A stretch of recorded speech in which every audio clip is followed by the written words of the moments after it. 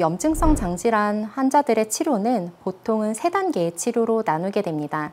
약한 치료인 1단계부터 높은 치료인 3단계 치료로 나누게 되는데요. 최근 염증성 장질환의 치료는 해가 지날수록 나날이 발전하고 있고 좋은 치료약들도 많이 나오고 있습니다.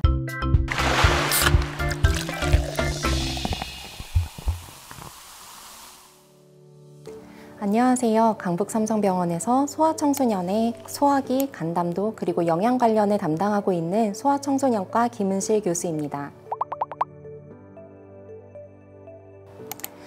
다음 질문입니다. 크론병은 복통이나 설사가 있다고 들었는데 아이가 그런 증상은 없고 항문 염증 정도만 있는 것 같아. 이런 경우에도 병원에 가야 할까 애매하네 라고 남겨주셨습니다. 항문 병변은 대표적으로 항문의 누공과 항문 농양을 포함하는데요. 최근 10살 이하의 항문 농양 환자에게서 크론병이 진단되는 경우가 급속히 증가하고 있습니다. 유럽의 소아청소년 크론병의 경우 항문 병변이 약 8% 정도에서만 관찰되는 반면 우리나라 소아청소년 크론병의 경우 항문 병변이 약 50% 절반의 환자에게서 관찰되는 만큼 더욱더 주의가 필요한데요. 실제로 항문 농양이 계속 재발되어 수술만 반복하던 소아청소년 아이들이 크론병으로 진단받는 사례가 꾸준히 늘고 있습니다. 또한 크론병에 의한 항문 누공은 생물학 제제 없이는 치료가 거의 불가하기 때문에 항문 병변이 있는 소아청소년은 반드시 크론병을 의심해서 병원에 내원하셔야 합니다. 다음 질문입니다. 소아염증성 장질환이 성장장애를 일으킨다고 하던데 그 원리가 궁금해 라고 남겨주셨습니다. 염증성 장질환의 발병 기전을 보시면 TNF-알파와 같은 사이토카인이라는 염증 물질의 농도가 아주 높아져 몸에 여러 염증 반응들을 일으킵니다. 몸에 이러한 만성적인 염증은 그 자체로 칼로리 소모를 일으키고 특히 여러 영양분이 흡수되는 장에 염증이 발생하기 때문에 성장에 필요한 칼슘, 비타민 D, 단백질 등의 영양 흡수가 저하되고 염증 물질에 의해 성장 호르몬 변화가 일어나 키 성장이 억제되기도 합니다. 또한 이와 더불어 사춘기가 지연되기도 합니다. 염증성 장질환의 치료로 항염증제, 스테로이드, 면역 조절제, 생물학 제제 등 다양하던데 증상과 장질환의 상태에 따라 다른 건가? 라고 질문 주셨습니다. 소아청소년 염증성 장질환의 치료에는 장의 만성적인 염증을 조절하는 약제들이 사용되는데요. 항염증제, 스테로이드, 면역조절제, 생물학제제 등이 대표적입니다. 특히 스테로이드는 강력한 항염증 작용이 있지만 장기간 사용하였을 때 아이들의 키 성장을 저해하고 기분장애나 고혈압뿐만 아니라 여드름, 다모증, 중심성 비만과 같은 외형적인 변화가 일어날 수 있기 때문에 성장이 중요하고 외모에도 비교적 민감한 소아청소년에게 좋지 않은 부작용이 나타날 수 있어 소아에서는 성인과 달리 스테로이드 사용을 지양하고 있습니다. 염증성 장질환의 치료는 중증도에 따라 치료 방법의 단계가 나누어집니다. 1단계는 5-아사와 같은 항염증 치료, 2단계는 아자치오프린과 같은 면역 조절제, 3단계는 생물학 제제 치료가 있습니다. 과거에는 질병의 악화에 따라 1단계 약물에서 반응 정도를 보며 2단계, 3단계 약물로 올리는 스텝업 전략을 따라왔으나 최근에는 장의 심각한 염증 단계 때 강력한 항염증 치료제인 생물학 제제를 미리 먼저 사용해서 협착과 수술을 미리 예방하는 탑다운 전략을 사용하고 있습니다. 또는 가속화된 스텝업 전략도 효과적이라는 연구가 많이 이루어져 있습니다. 치료 방법도 3단계로 이렇게 나눠서 말씀을 해주셨는데 이 5-아사라든지 아자치오프린 또 생물학적 제제 관련해서도 좀 간략하게 어떤 치료인지 말씀 부탁드립니다.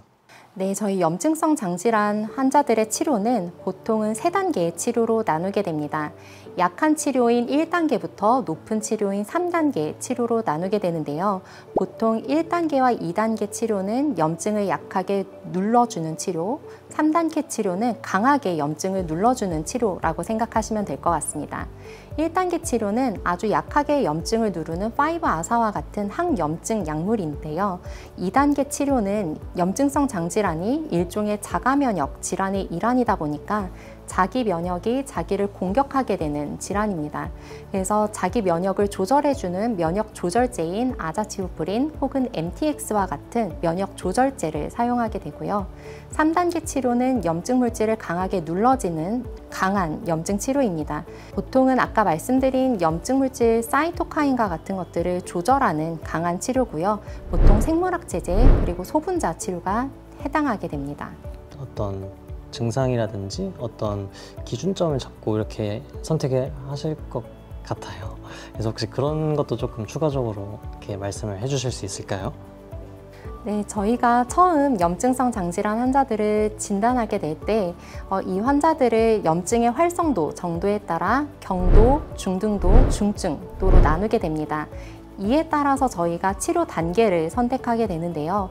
사실 보험 문제라든지 아이들의 수능도에 따른 차이가 있기 때문에 처음부터 생물학 제제를 고려하지는 않고 보통 처음에 낮은 치료, 아까 말씀드렸던 1단계, 2단계 치료를 먼저 시행해 본 후에 아이들의 염증이 잘 조절되는지 혹은 질병이 잘 조절되는지에 따라 3단계 치료를 도입할지 한 3개월에서 6개월 정도 후에 결정을 하게 됩니다.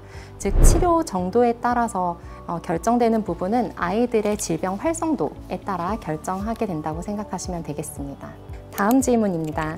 소아염증성 장질환은 완치가 없다고 하던데 관해기에 병력 보고를 지속적으로 해주고 약도 계속해서 먹어줘야 하는 걸까? 라고 남겨주셨습니다.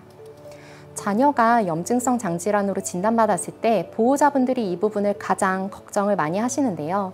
소아청소년 염증성 장질환은 아직 의학적으로 100% 정복된 병은 아닙니다. 다만 초기 집중 치료가 잘 되어 관해를 잘 유지하고 있는 경우 일부 선택적으로 환자에게서 약을 끊어보는 시도를 해볼 수는 있겠습니다. 하지만 완치의 개념을 암처럼 모든 약물을 중단할 수 있는 상태로 본다면 소아염증성 장질환도 지금 조금씩 일부 완치가 가능하다는 연구가 보고되어 있습니다. 다만 조기 진단과 초기 집중 치료가 잘 된 경우에 가능하다고 말씀드릴 수 있겠습니다. 과거에는 일상생활을 유지하는 데 급급했다면 현재에는 염증성 장질환의 치료 방법과 약물이 굉장히 빠르게 발전하면서 치료를 잘 받으면 대부분 환자들이 일상생활 복귀가 가능합니다. 소아염증성 장질환을 당뇨나 고혈압처럼 약물로 다스리며 관리하는 만성 질환이라고 받아들이시면 좋을 것 같습니다. 다음입니다. 보호자가 아이를 위해 꼭 알아야 할 관리 수칙이 있다면 알려줄 수 있어 남겨주셨는데요. 환자분들이 가장 주의하실 것은 먼저 식사가 되겠습니다. 급성기에는 식사를 매우 조심하셔야 합니다. 너무 자극적이고 기름진 것, 회 같은 날 음식, 너무 거친 음식들은 조심해야 합니다.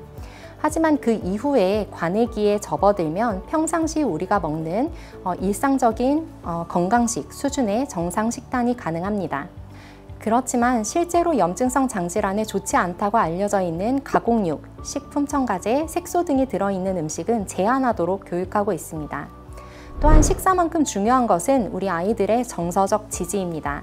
많은 아이들이 사춘기 예민한 시기에 염증성 장질환을 진단받게 되어 표현을 많이 하지는 않아도 심리적으로 불안함을 느끼거나 우울감을 많이 느끼기 때문에 그만큼 가족과 특히 치료의 최전선에 있는 주치의 선생님, 교수님들의 정서적인 지지가 중요합니다.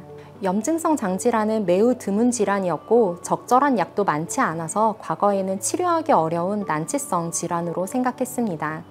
하지만 너무 다행스러운 점은 최근 염증성 장질환의 치료는 해가 지날수록 나날이 발전하고 있고 좋은 치료약들도 많이 나오고 있습니다. 예시로 아직 소아청소년 염증성 장질환에는 아직 적용되지는 않았지만 성인에서는 먹는 소분자 제제도 나올 만큼 치료의 편리성과 안정성도 더해지고 있습니다. 때문에 아직 조심스럽기는 하지만 초기 증상이 있을 때 조기에 진단, 치료하면 충분히 잘 조절할 수 있는 질환이 점차되고 있습니다.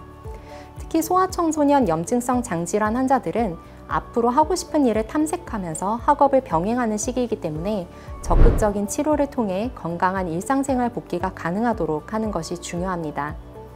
우리 아이들뿐만 아니라 보호자분들도 어려운 시기를 견디고 계실 텐데 희망을 잃지 말고 염증성 장질환의 경과가 좋아지도록 그리고 관해기를 잘 유지하도록 완치되는 그날까지 담당하고 있는 의료진을 믿고 치료에 잘 따라와 주시기 바랍니다. 그만큼 저도 우리 아이들을 위해 더 노력하고 최선을 다해 치료하겠습니다. 소아청소년 염증성 장질환은 조기 진단과 적극적인 치료가 필요합니다.